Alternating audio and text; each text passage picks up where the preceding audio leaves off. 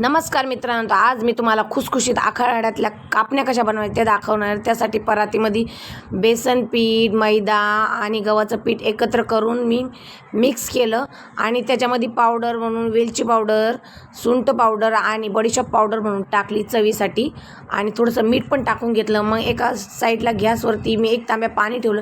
हे पाणी गुळाचं आहे, पण ते मला एक तांब्या खूप जास्त झालं म्हणून मग तुम्ही एकच ग्लास टाकला तरी चालेल, भरपूर होतं.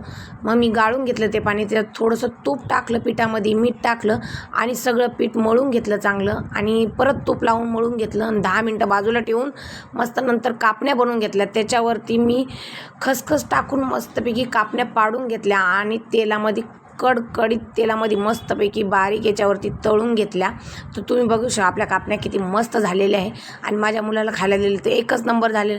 तर व्हिडिओ तुम्हाला आवडला असेल तर लाईक करा मित्रांनो. बाय.